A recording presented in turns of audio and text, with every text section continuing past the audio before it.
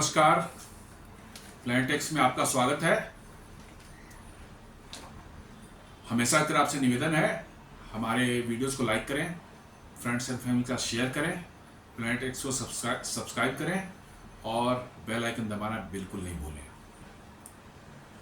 दोस्तों, जियो पॉलिटिक्स की सिचुएशन जो है दिन पर दिन जो है और बद से बदतर होती जा रही है। टेंशन्स बढ़ते जा रहे हैं।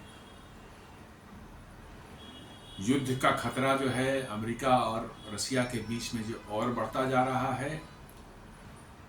न अमेरिका और वेस्टर्न और यूरोप जो है वो मानने वाले हैं और न रसिया और पुतिन मानने वाले हैं।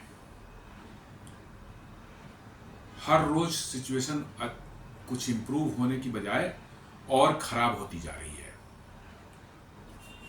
और उसी सिलसिले में अभी 2 दिन पहले जो न्यूज आई थी, इस पर मैंने एक वीडियो छोटा सा बनाया था, जिसमें मैंने बताया था कैसे डोनाल्ड ट्रंप ने बताया कि उन्होंने 2 न्यूक्लियर सबमरीन्स जो हैं, वो सब जो न्यूक्लियर बैलिस्टिक मिसाइल से जो है लैस हैं, वो रसिया के इर्द गिर्द उन्होंने रवाना कर दिया है। हालांकि ये बड़ा फुलिश टाइप का, बहुत बेवकूफ़ी भरा मतलब कि ये है, न्यूक्लियर पावर्ड बैलिस्टिक मिसाइल्स जो होते हैं, बैलिस्टिक मिसाइल सबमरीन जो होते हैं, उनकी मूवमेंट को कभी डिस्क्लोज नहीं किया जाता, बिल्कुल नहीं। आप देख लें कहाँ उनके एयरक्राफ्ट कैरियर की मूवमेंट जो अमेरिका के जो है वो आपको पता चल जाएगा, पब्लिक डोमेन में रहता है, कब कहाँ जा रहा है, किस एरिया में जा रहा है, कब तक वहाँ रहेगा, कब वापस लौट के आएगा, फिर दूसरा कौन कहाँ जाएगा, ये सारी चीज़ें रहती हैं। बट उनके SSBN जो है बैलिस्टिक मिसाइल इक्विप्ड जो है सब न्यूक्लियर पावर सबमरीन्स जो हैं, उनकी मूवमेंट के बारे में आज तक कभी भी न मैंने देखा न मैंने सुना। लेकिन डोनाल्ड ट्रंप जो है वो तो बिल्कुल मैग्लोमैनियाक टाइप के पर्सन है, एकदम बिल्कुल पता नहीं हर चीज़ को ओवर हाइप करके रखना चाहते हैं। उन्होंने कहा, डिक्लेयर कर दिया कि हमने 2 न्यूक्लियर पावर्ड बैलिस्टिक सबमरीन्स जो हैं भेज दिए हैं रसिया के इर्द गिर्द जो है। तो ये तो निश्चित रूप से जो है सिचुएशन को और ख़राब करने वाली एक्टिविटी है, इससे इम्प्रूव तो हो नहीं सकती।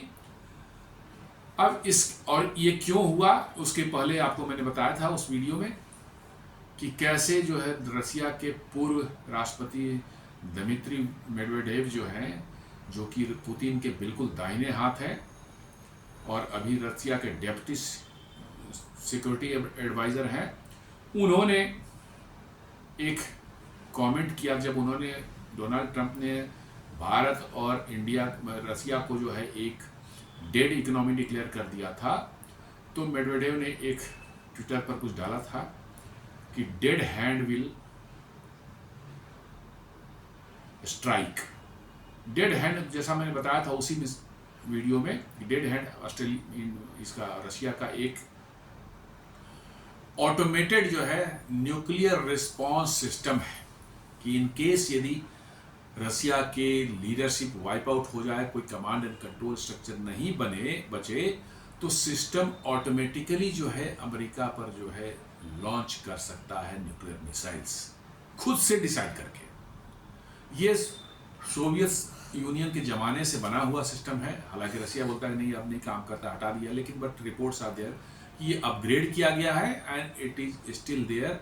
इसका नाम रसिया में पेरीमीटर बोला जाता है, बट नाटो के टर्मिनोलॉजी में इसको डेड हैंड बोला जाता है।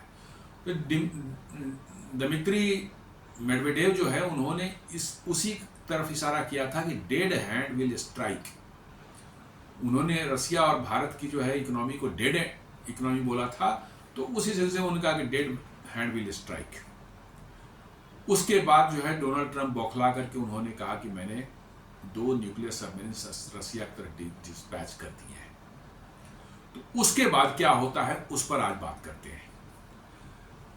उसके रिस्पांस में पुतिन ने जो है, उन्होंने एक स्टेटमेंट दिया कि उनकी बिल्कुल नई नवेली, भी जस्ट यूक्रेन वार में एक बार चलाया गया, इस्तेमाल उसका हुआ था, उनकी बहुत ही खतरनाक हाइपरसोनिक मिसाइल उन्हें एक नई बनाई है, ओरेस्निक, जिसमें मल्टीपल वारहेड लग सकते हैं और वो यूरोप के डिफरेंट डिफरेंट पार्ट्स में जाकर के स्ट्राइक कर सकते हैं, not only in Europe but in United states also.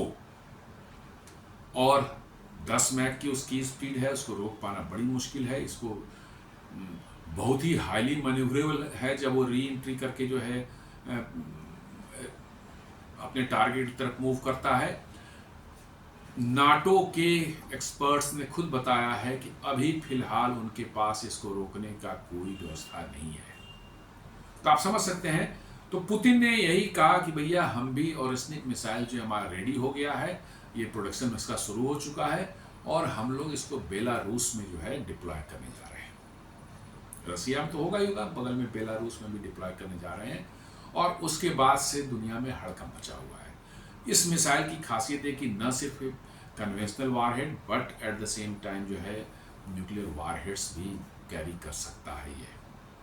तो इसी पर बात कर रहे हैं हम लोग आज।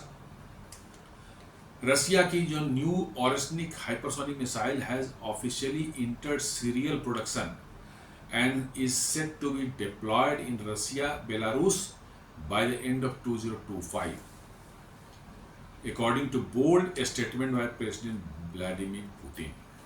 पुतिन ने ये स्टेटमेंट दिया है खुद कि ओरेस्निक जो है हाइपरसोनिक मिसाइल, इसका सीरियल प्रोडक्शन शुरू हो गया है और दिसंबर 2025 तक जो इस साल के अंत तक जो है वो इसकी डिप्लॉयमेंट बेलारूस में करने जा रहे हैं। बेलारूस जो है छोटा सा देश बगल में और जो रसिया का बहुत क्लोज एलाई है, तो वहां पर इसकी डिप्लॉयमेंट होने वाली है। इसको लेकर के यूरोपियन कंट्रीज में खास करके बहुत ज्यादा चिंता और डर का माहौल बना हुआ है। This move signals a significant shift in Russia's military posture and heightens fear among NATO allies। मतलब रसिया की जो उनकी जो पोस्चर है, मिलिट्री पोस्चर है इस लड़ाई में जो है, उसमें एक बहुत बड़ा टर्न लिया है और इससे जो है नाटो के देश जो हैं उनमें खलबली मची हुई है, उनमें एक डर का माहौल बना हुआ है। एमिड already escalating global tensions, already दुनिया में ग्लोबल टेंशंस एकदम बिल्कुल पीक पर जा रहा है, उसमें एक और इसने आग में घी डालने का काम किया है। West fears that Russia's hypersonic arsenal could tip the balance of power in Eastern Europe। उनका का वेस्ट का कहना है, यूरोपियन कंट्रीज का कहना है कि उनका रसिया का हाइपरसोनिक मिसाइल जो ओरेस्निक है, it can tilt the power in favour of Russia in eastern Europe. ये एक बड़ा भारी मतलब कि जो है उनमें डर समाया हुआ है। यदि फुल स्केल वार शुरू हो जाती है और एक एक्सचेंज ऑफ न्यूक्लियर आर्सनल्स वगैरह शुरू हो जाते हैं, तो रसिया के पास ये मिसाइल जो है ये अपने आप में बहुत ही नायाब मिसाइल है और इसको रोकने की क्षमता अभी यूरोपियन देशों और अमेरिका के पास शायद नहीं है, वो खुद एक्सेप्ट कर रहे हैं। और इसलिए जो है सिचुएशन जो है बहुत ही खतरनाक बन जाती है।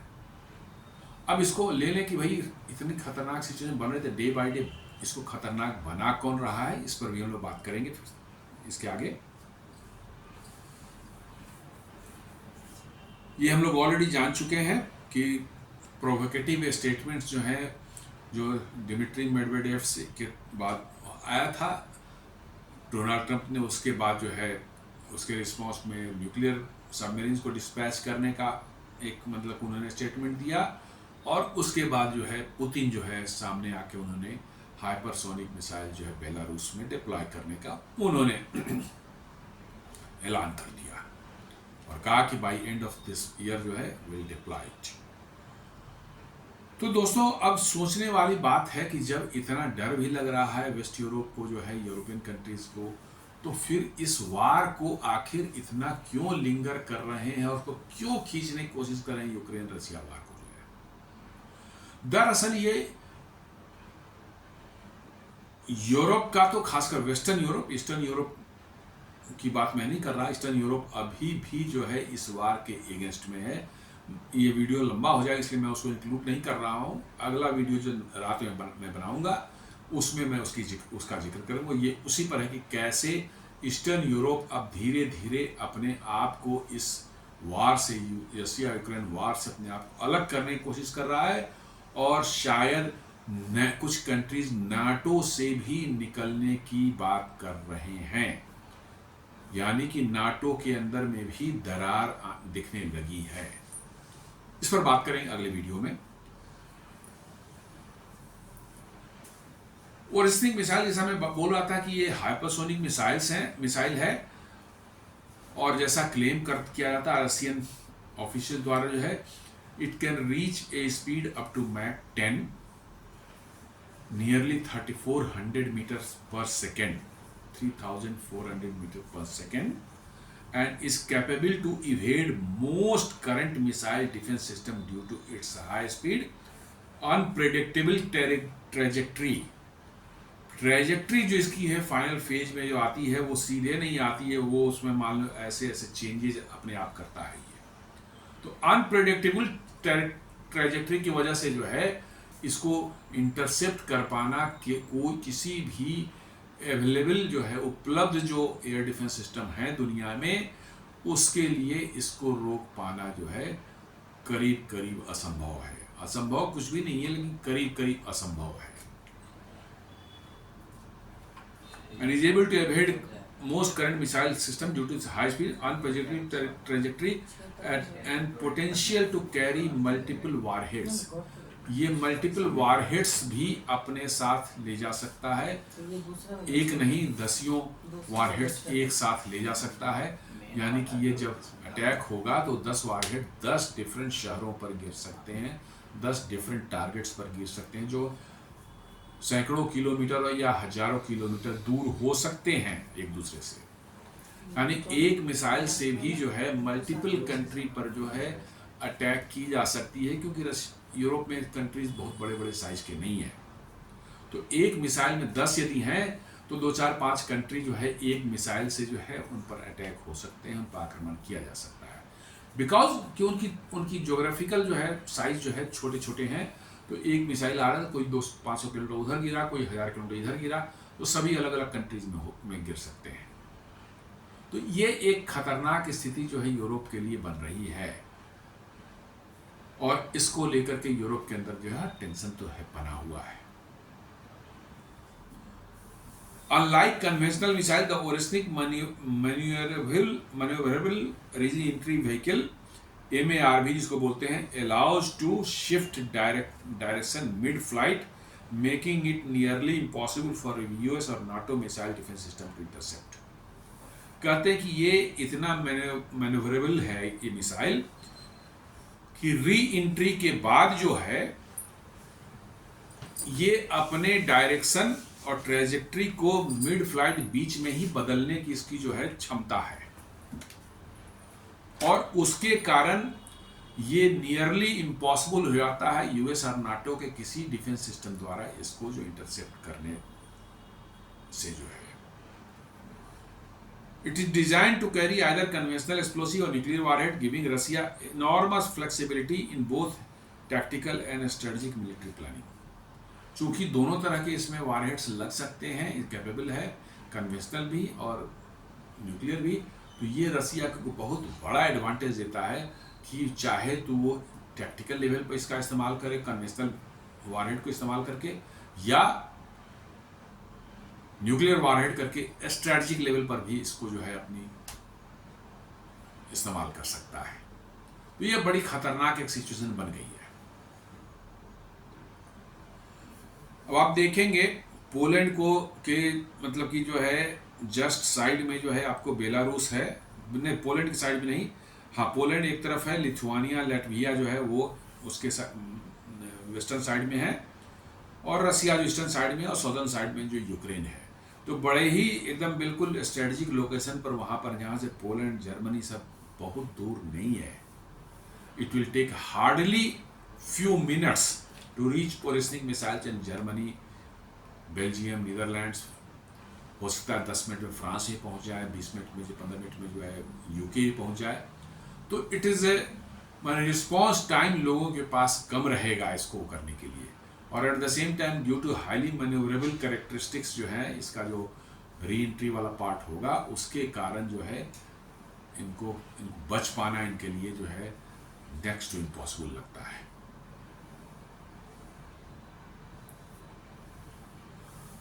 उसके साथ साथ जो है एक और जो है आ रही है खबर, जिसको जान ले हम लोग।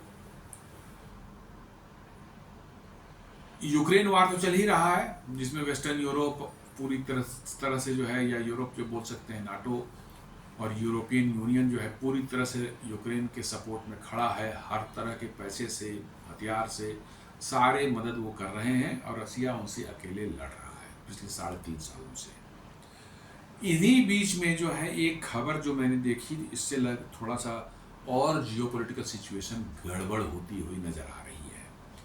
वो आ रही है, ये एशिया लाइव करके एक चैनल है, वो लिखता है कि Iran conducts first operational test of Russian AS400 system near Isfahan, making major upgrade in regional air defence capability. लीजिए, अब अनदर झमेला एक आपको जो है शुरू हो रहा है। ईरान वाला अभी चला ही था इजराइल से 1 महीने पहले, जो है मुझे लगता है जून महीने में थोड़ा भी वो ठंडा हो रहा था। ट्रम्प के टैरिफ वार का जो उनका जो चल रहा है, उनका जो एक पूरी दुनिया से लड़ने का जो उनका जो उनका जो कार्यक्रम चल रहा है, तो थोड़ा सा इजराइल और ईरान की बातें दबी हुई थी।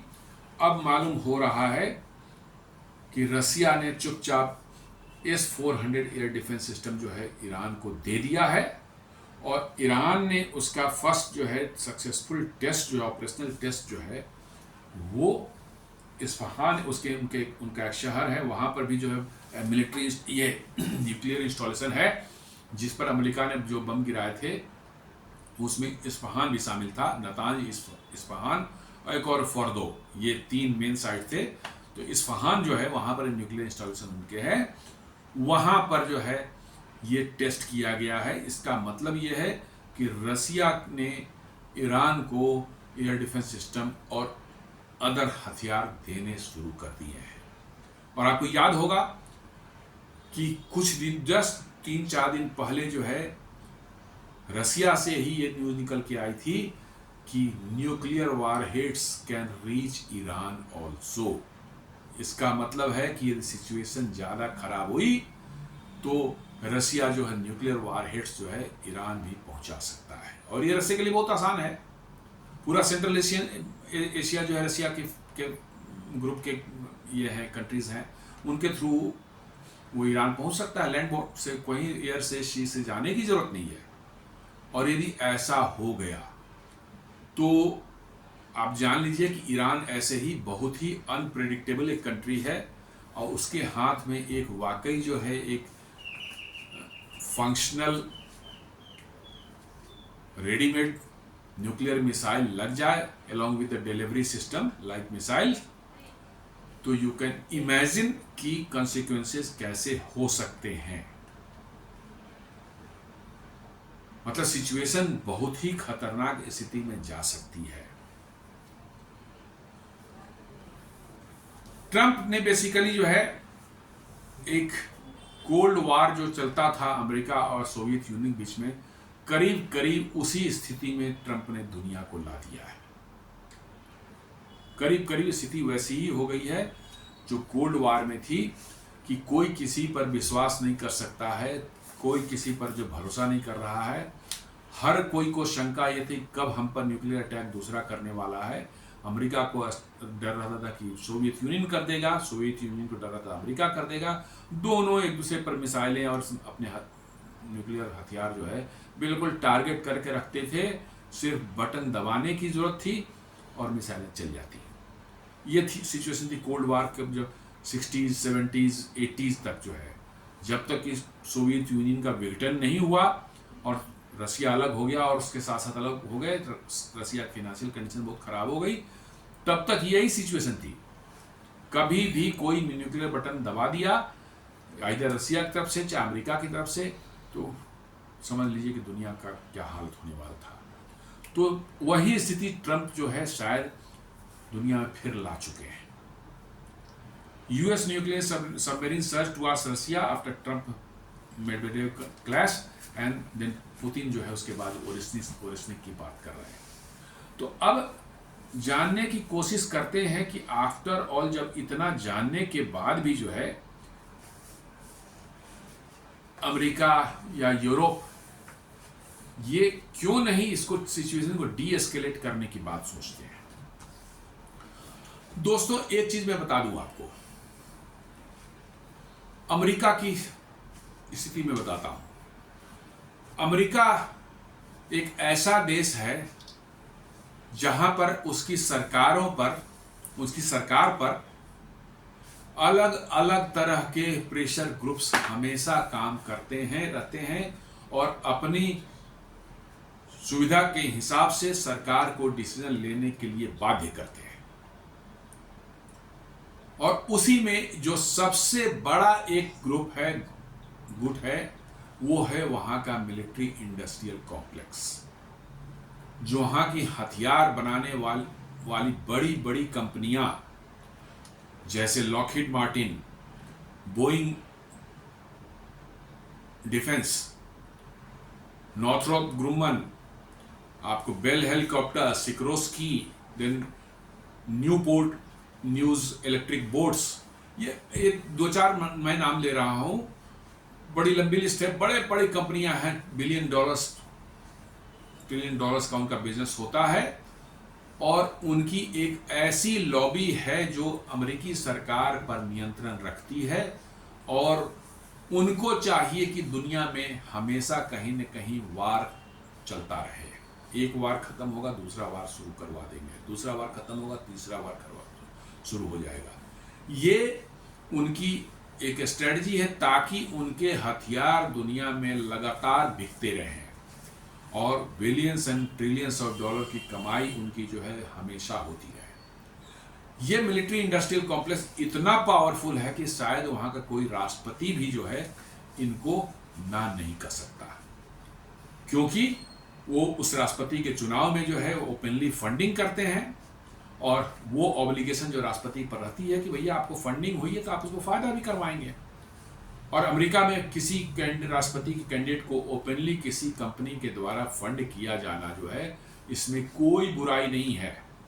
भारत में कोई जो है प्रधानमंत्री का जो हो रहा जो है इलेक्शन हो रहा हो लोकसभा का जो है उसमें कोई कंपनी जो है ओपनली किसी पार्टी को चंदा दे दे, कंट्रीब्यूशन कुछ दे दे तो हंगामा मच जाएगा। अमेरिका में नहीं है ऐसा, कोई किसी को भी दे सकता है, जितना मर्जी उतना दे सकता है और खुलेआम उस कैंडिडेट के पक्ष में जो है बोल सकता है, कैंपेनिंग कर सकता है।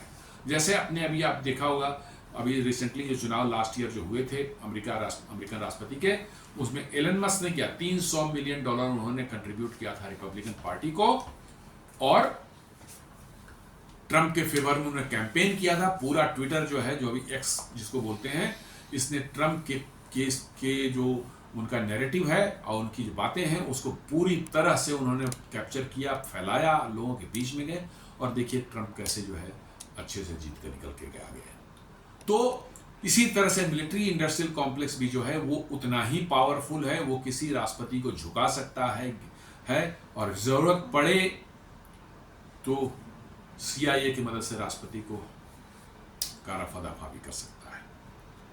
तो दोस्तों ये सिचुएशन जो है बड़ी मतलब कि अजीब है कि दुनिया में शांति नहीं होने देना चाहते ये अमेरिका के मिलिट्री इंडस्ट्रियल कॉम्प्लेक्स जो है, और उसके लिए जो है वो उनको कहीं ना कहीं कुछ न कुछ बहाने खोजने हैं और फिर शुरू करवा देनी है। जैसे ही कॉन्फ्लिक्ट शुरू हुआ कोई एक साइड उनके तरफ हो जाएगा, उनके हथियार बिकने शुरू हो जाएंगे। अभी आपने देखा बिना बात के कंबोडिया और थाईलैंड में कैसे शुरुआत हुई। थाईलैंड जो अमेरिकन गुट का है और कंबोडिया चाइनीज गुट का है। आप देख लें, कोई विदाउट एनी मैटर जो है समथिंग हैपेंड और बॉम्बिंग शुरू हो गई। खैरियत है कि 1-2 दिन के अंदर में शांति हो गई, नहीं तो ये चल पड़ती तो होता महीनों सालों तक चलती है। एग्जैक्टली वही चीज हो रहा है यूक्रेन में। यूक्रेन के लोग बिल्कुल नहीं लड़ना चाहते रहे थे, यूक्रेन के लोगों के बीच है, लेकिन जेलेंस्की जो है ये वेस्टर्न वर्ल्ड को जो है पपेट मिल गया इनको, और उसको इन्होंने इस्तेमाल करके अब देखिए जो है कैसे 3.5 साल हो गए लड़ाई चल रही है। कोई 2 साल से इलेक्शन नहीं हुए, उसका टर्म ओवर हो चुका है जेलेंस्की का, लेकिन इमरजेंसी वार चल रही है, इमरजेंसी डिक्लेयर करके जो है हम साहब कोई चुनाव नहीं कराएं, कुछ नहीं, और बस बढ़िया से बाहर से पैसे आ रहे हैं, billions and billions of dollar, वो भी उसमें पैसे खा रहा है, बना रहा है खूब अच्छे से, और उसी में से काफ़ी बड़ा हिस्सा जो है री राउट होकर के अमेरिका वापस चल रहा है। वहाँ बड़े बड़े पॉलिटिशियंस और ये सब बड़े बड़े लोग जो है जिन्होंने पैसे दिलवाए थे उनको, यूक्रेन को, उनको वापस मिल जाते हैं। तो चल रही है इस तरह की बातें। तो ये मिलिट्री इंडस्ट्रियल कॉम्प्लेक्स जो है दुनिया में कभी लड़ाई शांत नहीं होने देगा।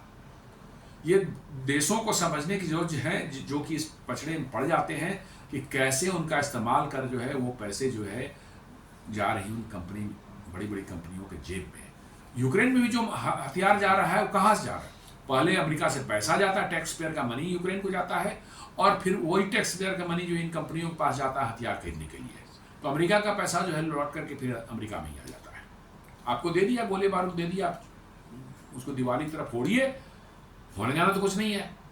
तो दिस इज द मतलब की जो है सिचुएशन। और ये जो अभी न्यूक्लियर सबमरीन भेजने का और ओरिस्निक मिसाइल को डिप्लॉय करने का पुतिन का ऐलान जो है, definitely this is going to create very very serious situation. मतलब कि थोड़ा भी मिसकम्युनिकेशन हो जाए कहीं पर भी तो समझ लीजिए कि जो है दुनिया में क्या हो जाएगा कहना मुश्किल है। तो दोस्तों ये छोटा सा विश्लेषण था, उम्मीद करता हूं कि वीडियो पसंद आएगा। अगले वीडियो में हम लोग बात करेंगे कैसे नाटो में दरार आ रही है, उस पर बात करेंगे। और आपसे उम्मीद करता हूं कि वीडियो आपको अच्छा लगा होगा। आप इसे लाइक करें, फ्रेंड्स से फैमिली के साथ शेयर करें, प्लैनेट एक्स को सब्सक्राइब करें और बेल आइकन दबाना बिल्कुल नहीं भूलें। धन्यवाद।